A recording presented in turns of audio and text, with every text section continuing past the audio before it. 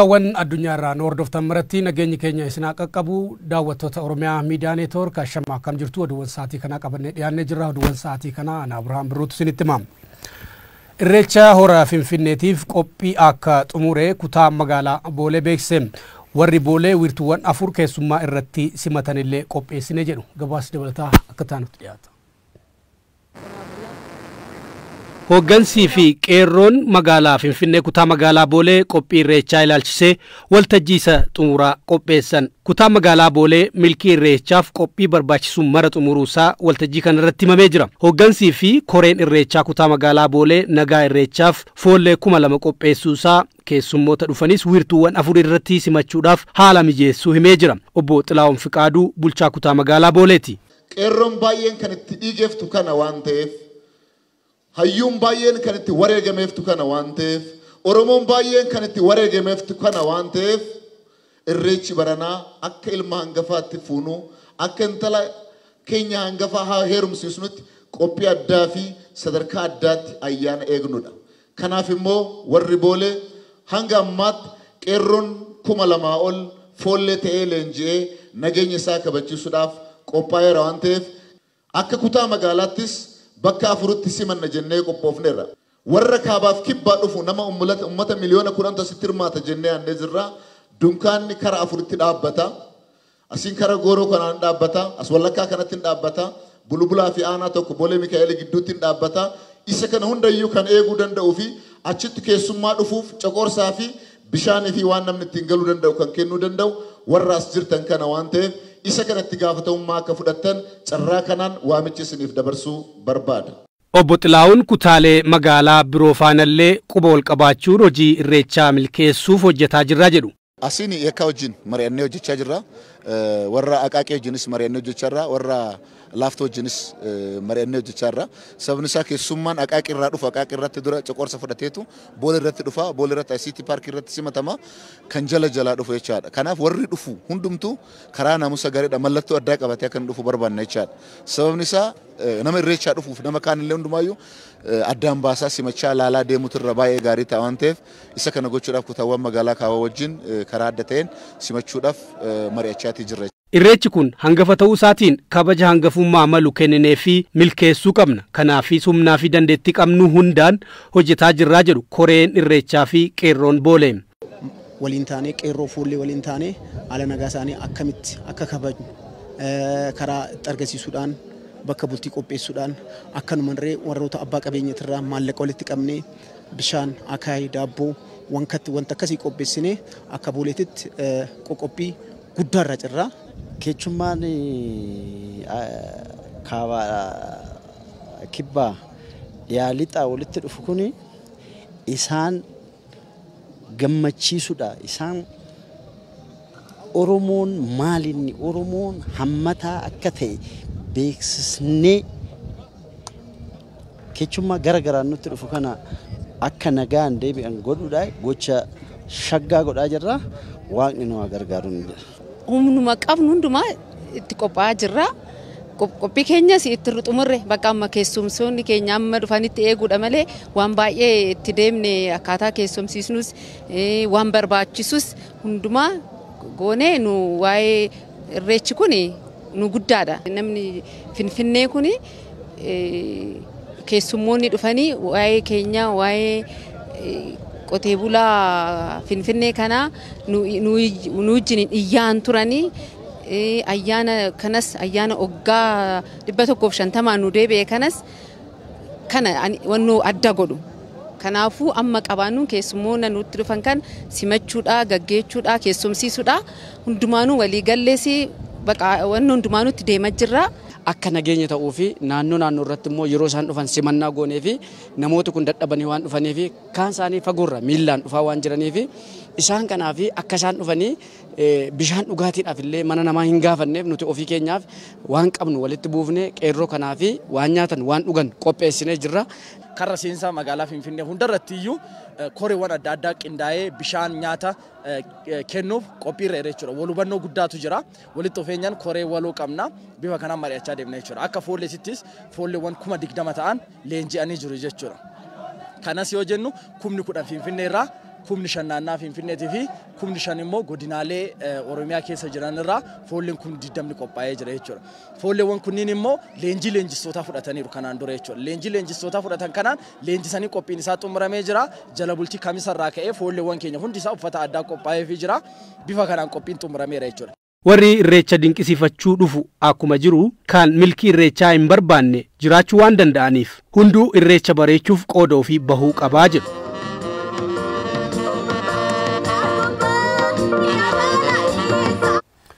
Irreechi hora Finfinnee of kallaan gaaffii Oromoon Finfinnee irratti qabu deebisuuf karaa banaa jedhu hooggansi kutaa magaalaa Boolee fi Qeerroon Boolee.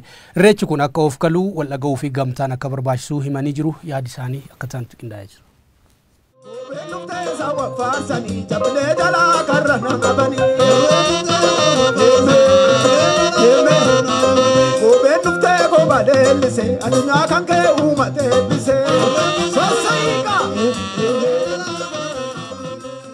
Oromoon abbaatu cidha bareeffata akkuma jedhan san abbaatu qe'ee ofii tolchata akka jedhan san abbaatu cidha ofii bareechifata yookaan guzoo ofii bareechifata akka jedhan san gahee isarraa eeggamu gochuudha abbaatu dura fiiguu qaba abbaatu waan hojjechuudha qabu sana hojjechuu qaba.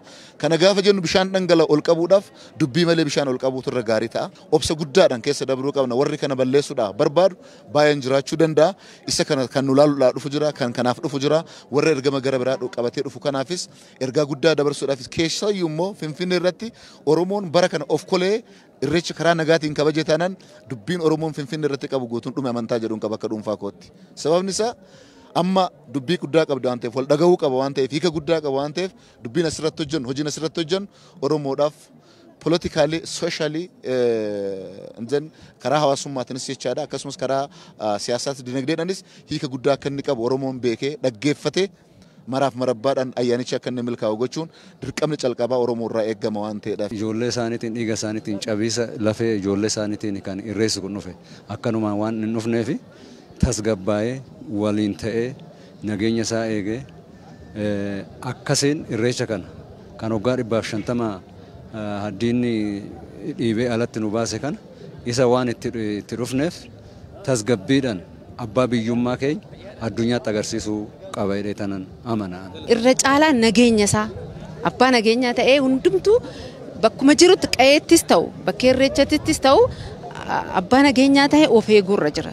Kanarratti Oromoon marti kaabaa kibbaa dhiyaa lixaatti nageenya isaa akka kabachifatu keessummaan alaa dhufullee akkamitti simachuullee akka qabnu. Tokkummaan keenya murteessaadha. Gaafa akkuma fiigicha guddicha irreechaa irratti milkoofne tokkummaadhaan wal dhageeffannee foolleewwan hedduu qeerroowwan hedduu magaalaa Finfinnee kana keessatti gurmaa'anii tokkummaadhaan keessummoota keenya simachuudha.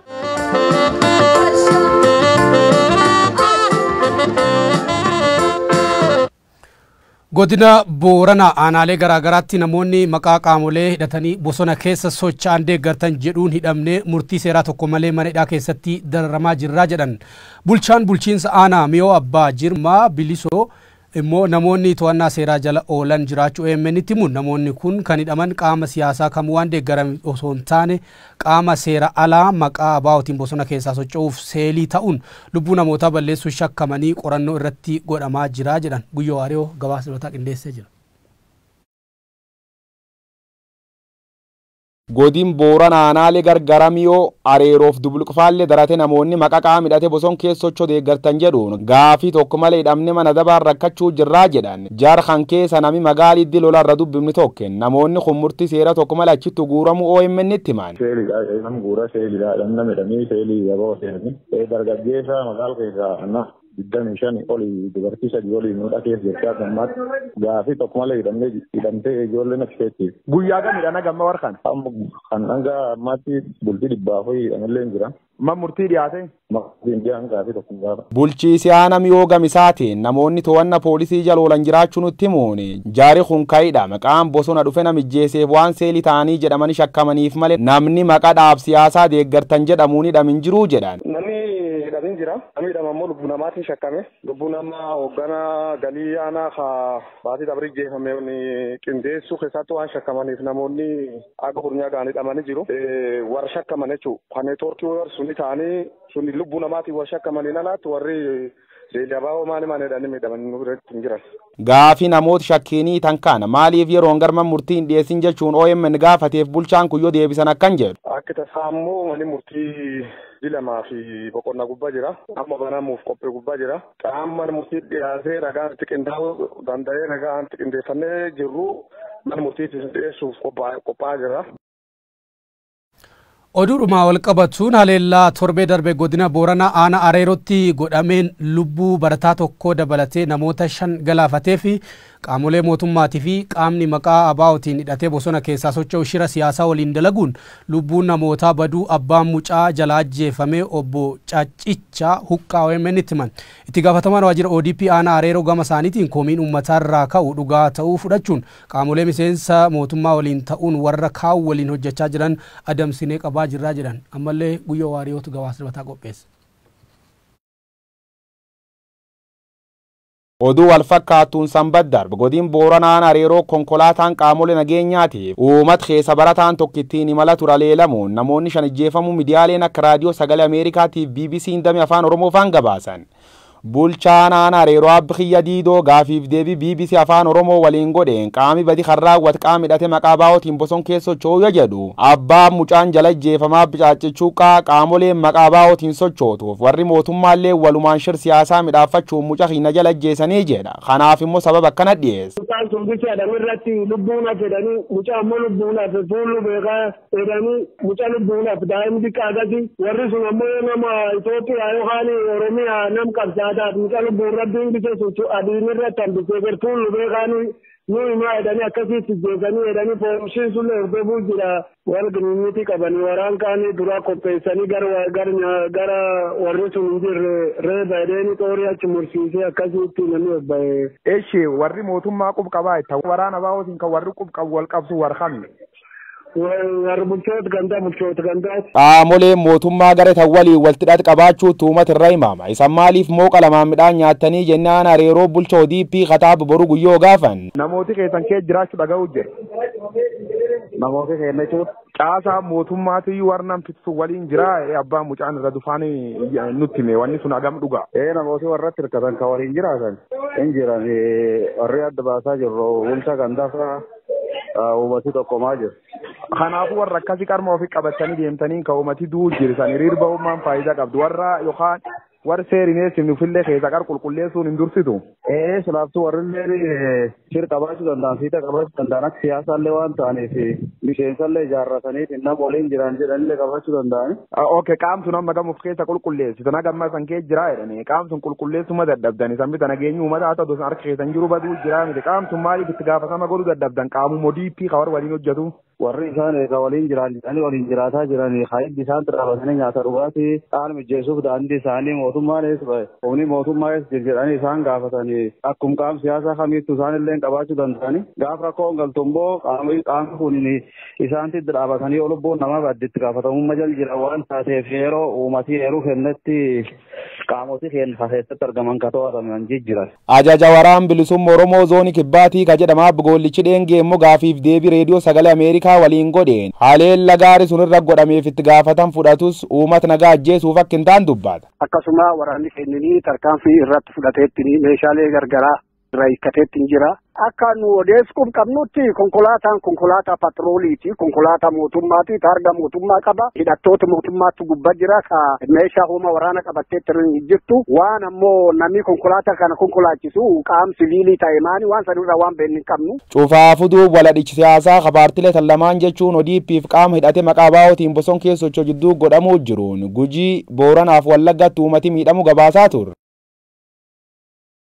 Barri haarawaan saba Walaayittaa Gifaataan magaalaa Walaayittaa Sooddootti kabajamee jira. Riippoortar keenya Caaltuu Tafoo Walaayittaa Sooddoorraa gabaasa bilbilaan nu ergiteerti. Sabni Walaayittaa sabaaf sablammoota Itoophiyaa kan biroo wajjin gamaachaaf dinagdee akkasumas immoo hawaasummaatiin walitti dhufeenya cimaa uummata qabudha. Aadaa fi duudhaa sabni Walaayittaa ittiin beekamu keessaa ayyaanni bara haaraa Gifaataa isa tokkodha. Gifaataa jechuun jijjiirama hangafa jechuu yommuu ta'u, uummanni Walaayittaa jila bultii ayyaanichaa torban dura sirnoota garaagaraatiin ayyaaneffataa turedha. Guyyaa har'aa immoo ayyaanni Gifaataa magaalaa Walaayittaa Deemee Walaayittaa Sooddootti kabajamaa jira. Ayyaanicha kabajuudhaaf abbootiin gadaa naannoo Oromiyaa, Sidaamaa, Geediyoo akkasumas immoo bakka bu'oonni naannolee kana malees sabaaf sablammoonni garaagaraa ayyaana kana irratti hirmaachuudhaaf iddoowwan garaagaraa irraa magaalaa Walaayittaa Sooddootti argamanii jiru. Bulchaan godina Walaayittaa obbo Daagaatoo Kumbee saganticha irratti akka jedhanitti biyyi Itoophiyaa biyya sabaaf sablammoonni garaagaraa aadaa, seenaa fi duudhaa garaagaraatiin kan jaalalaaf tokkummaadhaan keessa jiraatanii. Kanaafuu hundi keenya garaagarummaa qabnu walii kabajnee ifa mul'achaa jiru kanammoo kunuunsuu qabna jedhanii jiru. Aadaan akkasii dhalootaaf akka darbu akkasumas immoo yuunivarsiitii garaagaraa jalqabsiisaa kennaa himanii sabaaf sablammoonni garaagaraa ayyaanicha irratti hirmaatan obboleewwan keenya uummata Walaayittaa wajjin ayyaana kan kabajuudhaaf argamuu keenyaaf gammachuu guddaa nutti dhagahamaa jedhanii ayyaanota akkasii waliin kabajuun immoo tokkummaa keenya gama cimsuutiin kaayyoo qaama toora olaanaa fudhatanaan jedhanii jiranii. Kana malees egaa torban dhufu keessa akkuma beekamu uummanni Oromoo fulbaana 24 fi fulbaana 25 Finfinnee akkasumas immoo Bishooftuutti irreeffatu irratti gamanumaan asirratti argamuudhaaf qophiiwwan barbaachisan hunda xumurree jira jedhanii. Egaa sagantaa kana irratti kennaawwan garaagaraa qaamolee mootummaatiin namoota garaagaraatiif kennaniidha. Kana malees immoo bareedduun jiifaasaa uummataaf irraa ifa taateetti egaa OMNs iddoo Walaayittaa argamuudhaan jechuudha jala bultii irraa kaasee fi sirnoota ayyaanichaa wal qabatee adeemsifamaa turan isin biraan gahaa jira. Egaa ammas immoo kan isin biraan gahaa jiran Qaaltaa Fookii Walaayittaa Sooddoorra. Oduu maddeen araarraa arganneen gosti jaldeessaa dawoo bineensotaa biyya Arjentiinaatti argamu tokko keessa erga waggaa 20 turteen booda gara Ameerikaatti fudhatamuuf murtaa'e. Jaldees Orangitan jedhamtu tunis gara dawoo bineensota Ameerikaatti argamu akka galtuuf kan murtaa'e haala mirga ilmaan namootaaf qofa eeguuf baheen qofa jedhameeti jira. Guyyoo Waariyoo gabaasa maddeen alaarraa argate akka taanutti qindeessa jira.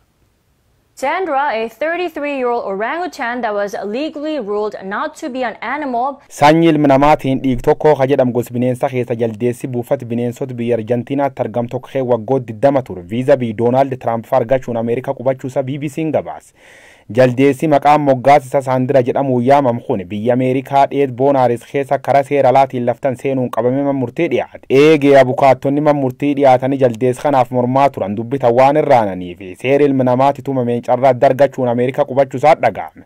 Murtii tanaan duub seen Arjentiinaa keessatti seera ilma namaatiif baheen jaldeessi bilis bahee dhaddachman murtii irra moo'uunis jalqaba yoo taatu. Abukaattonni jaldeessi kana mormaa turan lamaan illeeniif libiritor murtiin kun ilma nama mirga bineensota kabachiisuuf akka qabaatan kan agarsiisuu jechuun gaazexeessitootatti himan.